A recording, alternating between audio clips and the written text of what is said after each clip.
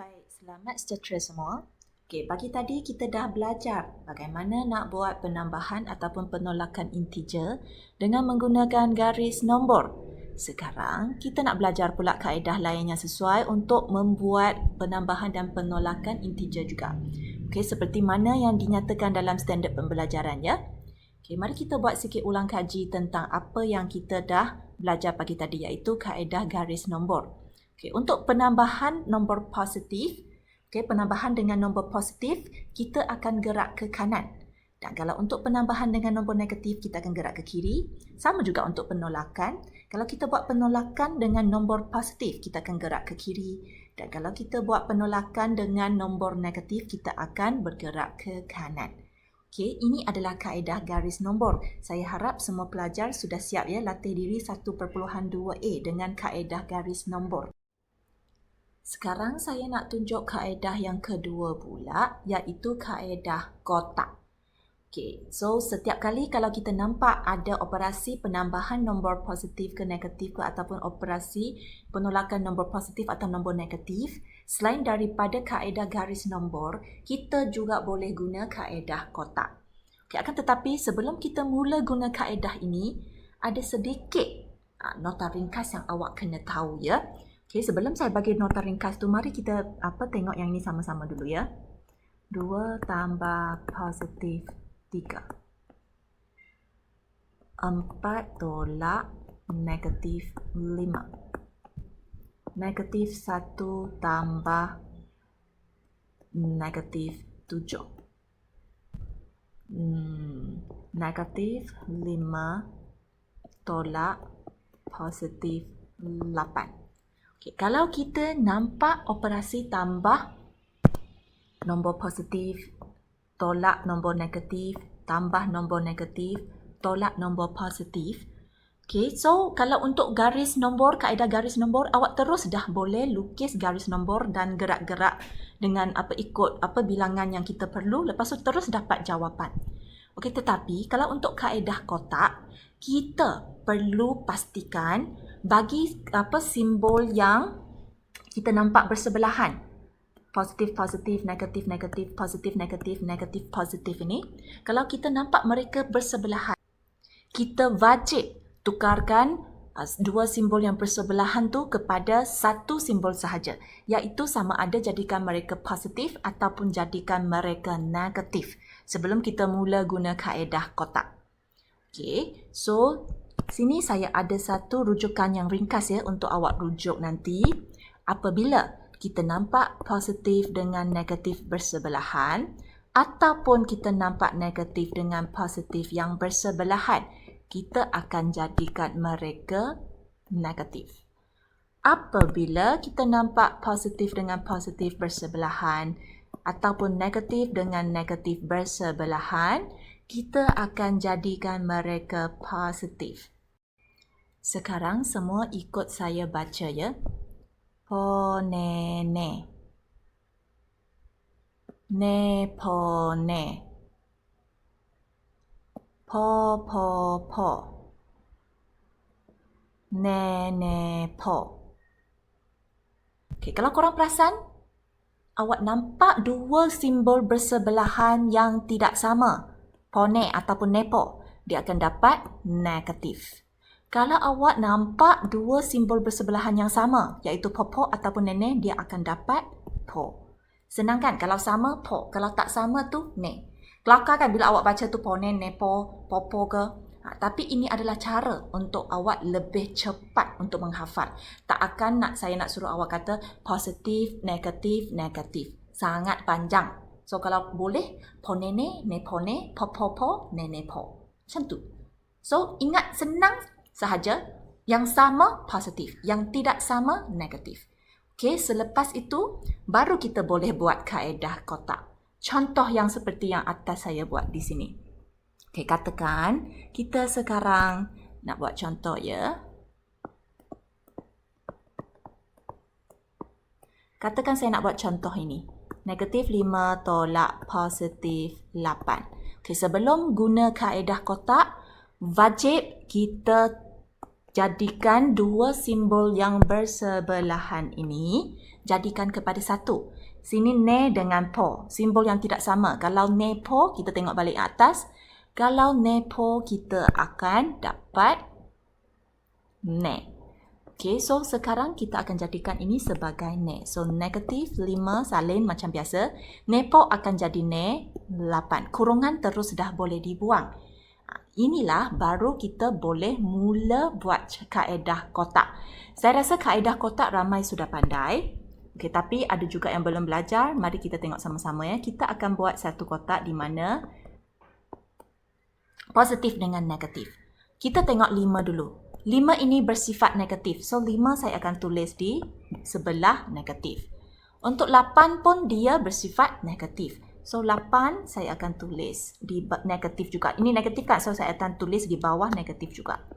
Okey, sekarang. Kalau kita ada dua nombor yang berada pada lajur yang sama, iaitu dua-dua ini 5 dengan 8 berada pada lajur negatif.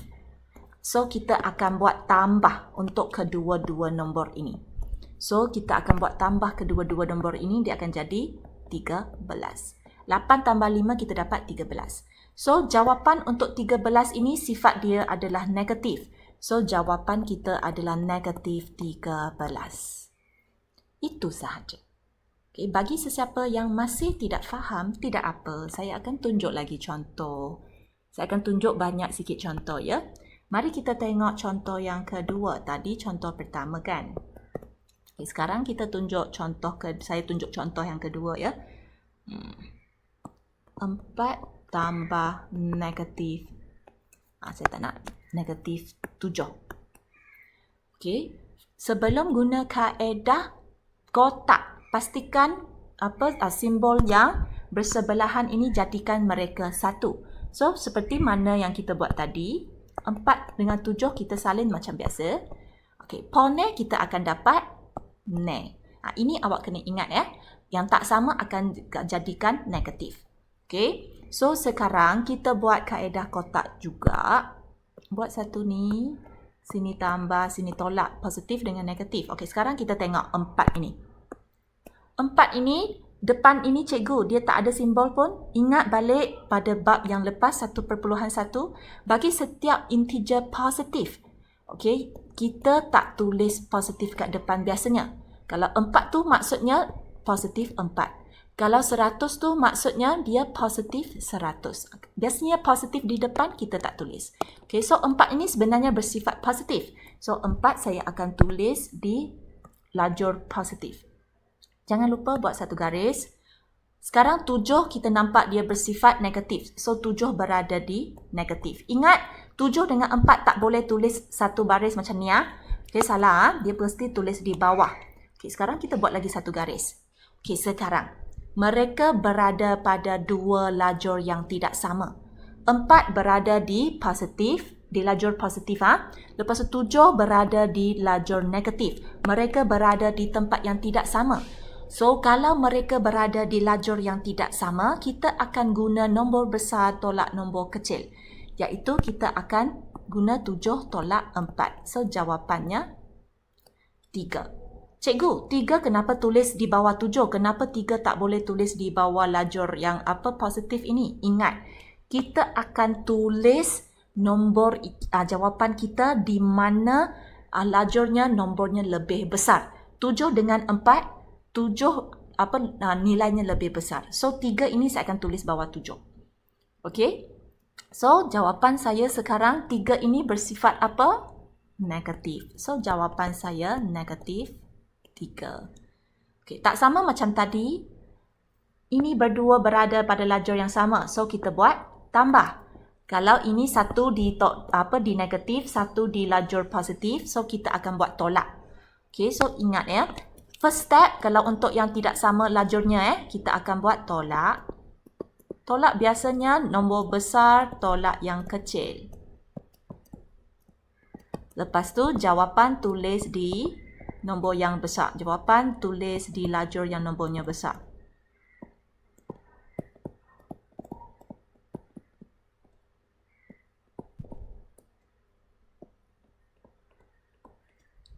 Tak susah kan? Okay, bagi sesiapa yang masih tidak faham, don't worry. At least saya akan bagi 5 contoh ya. Mari kita tengok contoh yang ketiga pula. Katakan 8 tambah positif 7.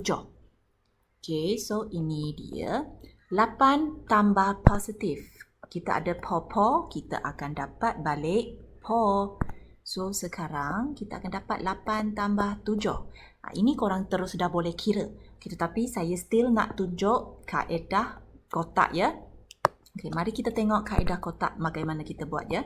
Kita ada positif dengan negatif. 8 dengan 7 kita tahu kedua-dua ini adalah positif. So, saya akan buat di lajur positif. Kalau mereka berada di lajur yang sama, kalau dua nombor ini berada di lajur yang sama, iaitu 8 dengan 7 kedua-dua berada di lajur positif. So, kita akan buat tambah. Kena ingat. So, 8 tambah 7 kita akan dapat 15. So, jawapan ini adalah bersifat positif. So, dia punya jawapan adalah positif 15. Tetapi, biasanya positif kita tak tulis. So, tak payahlah tulis. So, jawapan dia 15. Boleh ya? Ini sangat jelas. Mari kita tengok lagi satu contoh. 4. Katakan negatif 72. Sekarang saya guna nombor yang besar sikit. Tambah negatif 18. Ini macam mana mau buat? Jangan risau. First step, langkah pertama, kita wajib tukar dua simbol yang bersebelahan ini kepada satu ya. So yang lain awak salin macam biasa. Negatif 72, 18. Pone kita akan dapat ne. So sama juga macam tadi. Ini nanti baru kita buat. Kejap ya.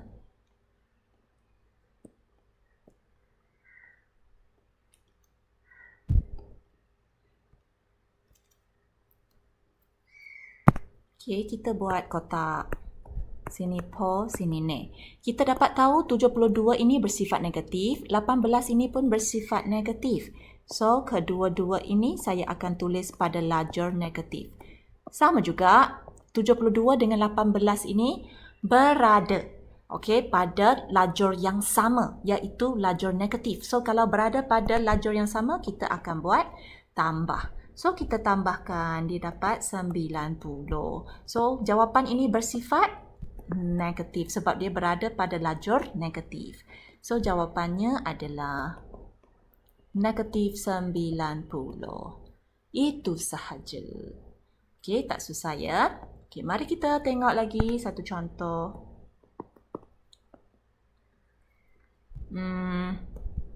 35.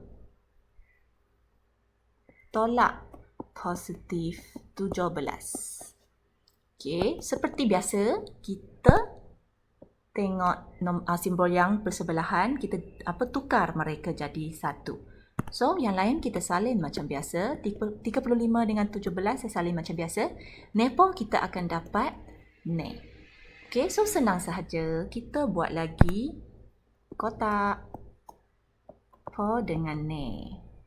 Sama juga kita tengok yang pertama, 35 ni tak ada simbol. Maksudnya depan ini sebenarnya positif. So, 35 berada pada lajur positif. Kita buat garis. Okey, lepas tu 17 kita tahu dia sebenarnya bersifat negatif. So, kita akan buat pada lajur yang seterusnya. Ingat, kita kena buat satu atas, satu bawah. Tak boleh 17 tulis kat dalam ni. Okey, so sekarang kalau berada pada dua lajur yang tidak sama, 35 berada di lajur positif, 17 berada di lajur negatif. So, apa yang kita patut buat? Operasi yang kita patut buat adalah tolak. So, kalau kita nak buat tolak, kena nombor besar tolak nombor kecil. Wajib nombor besar tolak nombor kecil. So, sekarang awak boleh guna bantuan kalkulator. 35 tolak 17, kita akan dapat 18. Okey, masalahnya sekarang, 18 saya patut tulis di bawah lajur negatif ke tulis di bawah lajur positif? Ingat, jawapan kita kena tulis pada lajur yang di mana nombornya nilai lebih besar. 35 dengan 17, mana satu lebih besar? 35. So, jawapan saya 18, saya akan tulis di bawah 35. dan 18 ini bersifat apa? Bersifat positif. So, jawapan saya positif 18. Okay, tetapi biasanya positif kita tak tulis. Tulis pun tak salah pelajar. Okay, so itu sahaja. Senang kan? Okay, perlu tak saya tunjuk lagi satu soalan? Saya tunjuk lagi satu. Saya bagi nombor yang besar sikit. Katakan 177.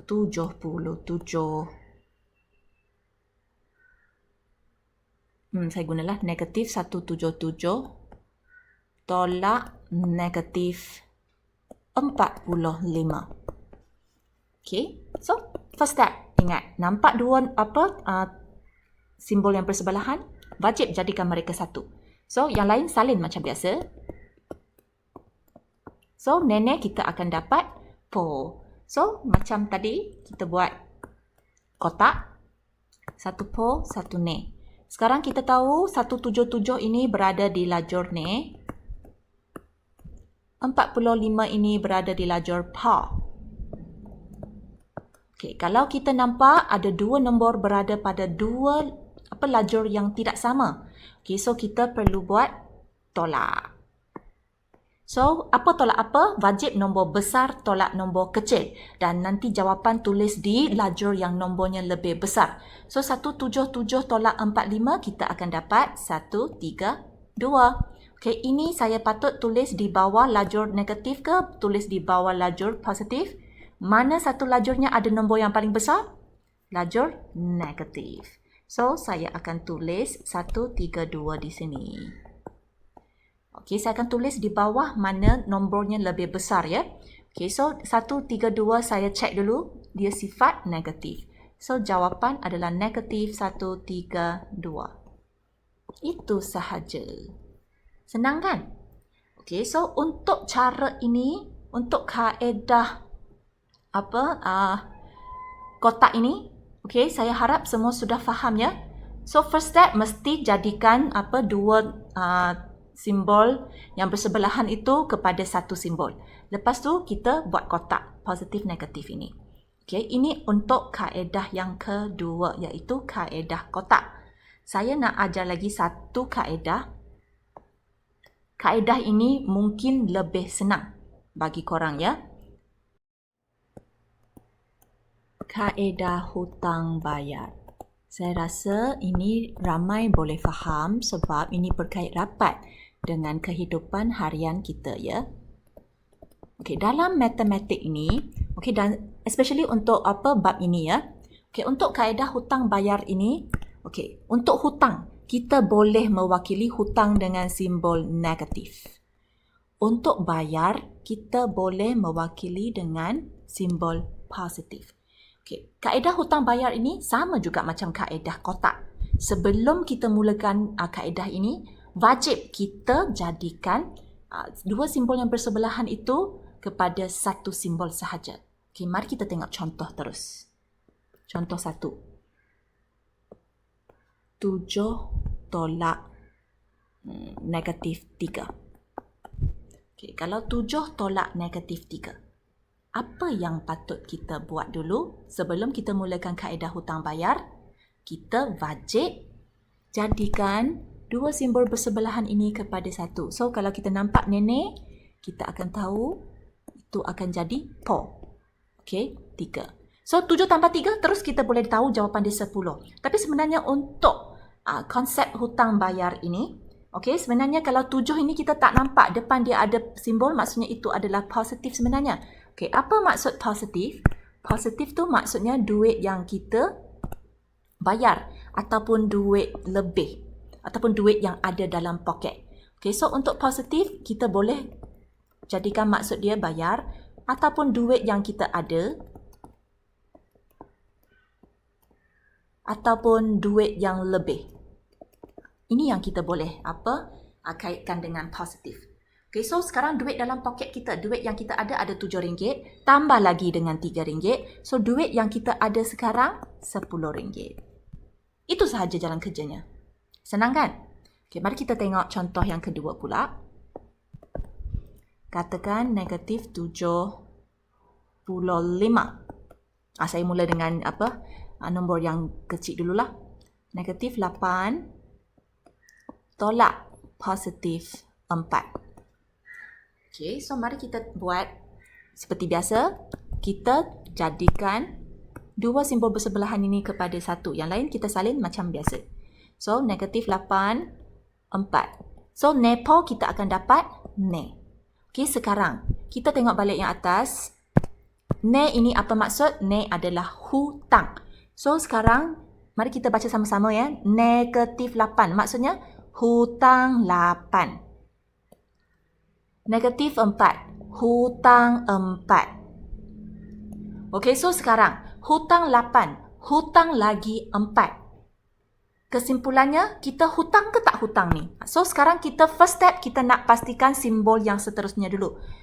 Hutang 8, hutang lagi 4. Kita masih berhutang ke tidak? Yes, kita masih berhutang. Okay. Hutang 8, hutang 4. Pernah bayar tak? Kita tak pernah bayar. Maksudnya, hutang kita semakin banyak. Kalau hutang kita semakin banyak, 8 dengan 4 kita perlu buat tambah. So, 8 tambah 4 kita dapat 12. So, kesimpulannya sekarang hutang 8, hutang 4. Kesimpulannya kita hutang 12.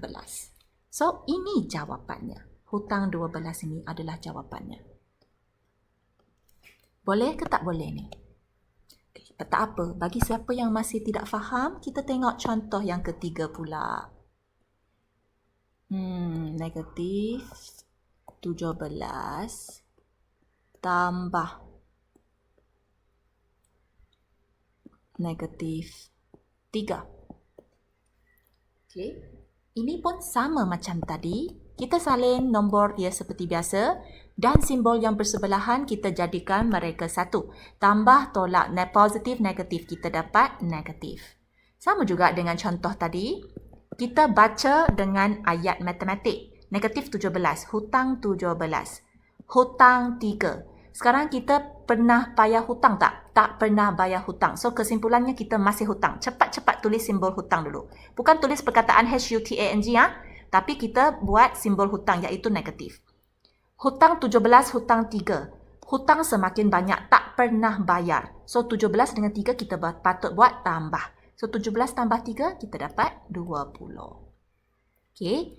Bagi sesiapa yang masih tidak faham, tak apa. Kita tengok lagi contoh. Negatif 5 tolak negatif 11. Okey, so sama macam tadi, kita salin dulu nombor. So, sekarang kita tengok dua simbol yang bersebelahan. Nenek kita akan dapat po. Okey, sekarang baca simbol ini dengan ayat. Negatif 5 maksudnya hutang 5. Lepas tu bayar 11. Okey, sekarang hutang lagi ke tidak? Tengok betul-betul. Hutang hanya RM5. Bayar lebih daripada RM5 iaitu bayar lebih daripada 5 iaitu 11. So, sekarang masih hutang ke tidak? Yes, dia sudah tak hutang. Dia akan langsaikan hutang ini. Sebab dia hutang RM5 je tapi dia bayar lebih, bayar RM11. Okey, so kalau sekarang kita ada hutang, lepas tu kita sudah bayar, hutang semakin banyak ke hutang semakin jadi sikit, semakin kurang? Yes, kita ada hutang, kita akan ada bayar, maksudnya hutang kita akan semakin kurang. So, 11 dengan 5 kita patut buat tolak. 11 tolak 5 kita dapat 6. So, hutang 5 bayar 11, kita ada duit lebih RM6. Boleh faham?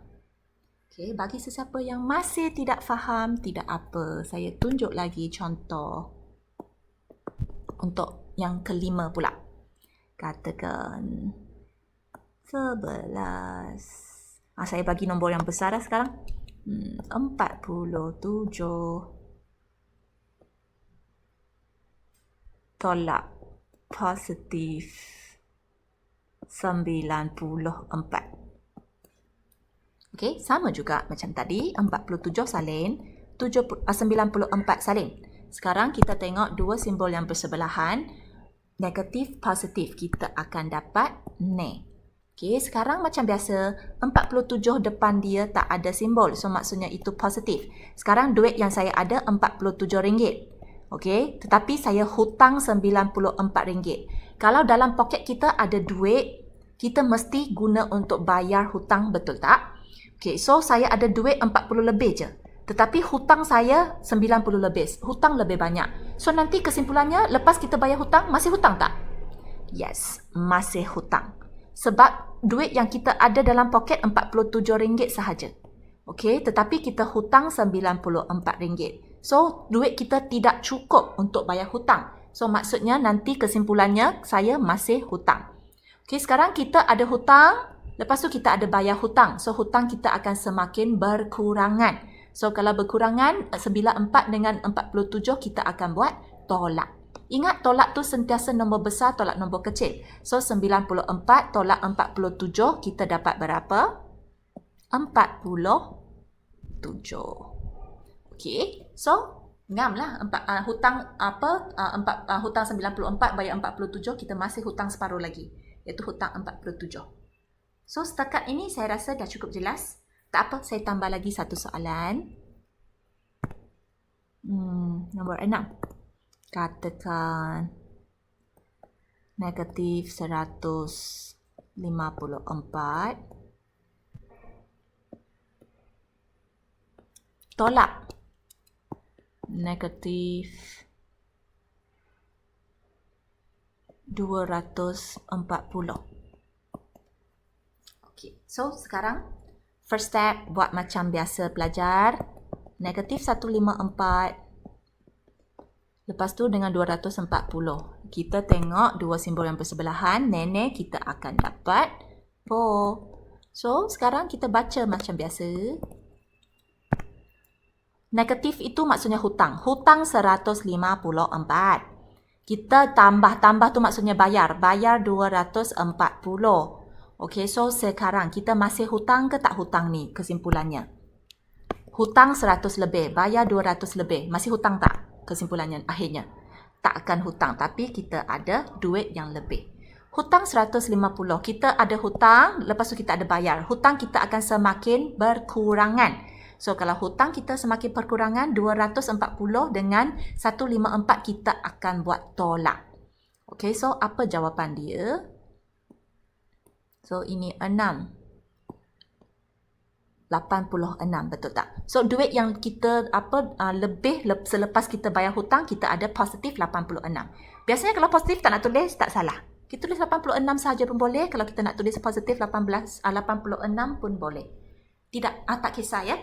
Okey, so untuk ketiga-tiga kaedah yang kita dah belajar hari ini, kaedah garis nombor, kaedah kotak dengan kaedah hutang bayar, jalan kerja yang paling pendek adalah guna kaedah hutang bayar sebenarnya. Okey, so kalau awak rasa ketiga-tiga kaedah ini, awak rasa kaedah kotak lebih sesuai, awak gunalah kaedah kotak. Kalau awak rasa kaedah hutang bayar lebih sesuai, awak gunalah kaedah hutang bayar. Tetapi saya tidak galakkan awak guna kaedah yang pertama, iaitu kaedah garis nombor. Sebab apa? Kalau untuk kaedah garis nombor, contoh, untuk soalan yang terakhir ni, kalau saya nak gunakan kaedah garis nombor, ingat lagi tak first step kita nak buat apa? Kalau nak buat garis nombor, first step kita kena lukis garis. Lepas tu, kita akan tulis nombor yang pertama di tengah-tengah garis nombor kita. So, sebelah kanan dia saya akan tulis negatif 153, negatif 152, negatif 151. Dan sebelah kiri saya akan tulis negatif 155, negatif 156 dan seterusnya. Sekarang kita nak tengok negatif 154 ni. Saya nak gerak. Okey, kalau sekarang kita tolak nombor negatif. Kalau kita nak buat tolak nombor negatif, kita akan pergi ke arah kiri ke kita akan pergi ke arah kanan? Baca balik nota ringkas yang awal pagi tadi kita belajar. Kalau kita nak buat tolak nombor negatif, kita akan ke arah kanan. Ke arah kanan berapa kali? 240 kali. Takkan awak nak jalan 240 kali sampai bila awak boleh buat habis? Itulah sebab untuk kaedah garis nombor tidak sesuai untuk nombor yang untuk penambahan ataupun penolakan nombor integer yang nilainya lebih besar. Okay, tetapi saya ajar juga kaedah garis nombor ini sebab korang perlu tahu. Okay, so saya memang tak galakkan guna kaedah garis nombor ya untuk soalan yang nilainya lebih besar. Okay, tetapi jangan risau. Okay, dalam buku teks awak yang latih diri 1.2a itu semua nombor nilainya adalah kecil. Okay, so that's why tadi saya suruh korang buat 1.2a dengan kaedah garis nombor. Oleh itu, untuk malam ini saya nak korang buat sekali lagi latih diri 1.2a dengan kaedah kotak ataupun kaedah hutang bayar. Tak kisah. Okey, kalau awak nak buat semua soalan di sini dengan kaedah kotak sahaja ataupun awak nak buat semua soalan di sini untuk kaedah hutang bayar ataupun untuk soalan ABCD awak nak guna kaedah kotak, untuk soalan EFGH awak nak guna kaedah hutang bayar, itu semua bergantung pada awak. Okey, awak hanya perlu mahirkan diri salah satu kaedah sahaja. Okey, untuk kaedah garis nombor awak just belajar dan faham, itu dah cukup. Tetapi untuk kaedah kotak dengan kaedah hutang bayar, saya nak awak menguasai sekurang-kurangnya satu kaedah. Okey, satu dah cukup. Okey, awak pandai buat satu dah cukup satu kaedah tu. Okey, so saya harap korang buat latih diri 1.2a dalam buku yang sama macam pagi tadi, buku M1. Okey, so selamat mencuba dan selamat menjawab. Ada apa-apa soalan boleh PM cikgu ya.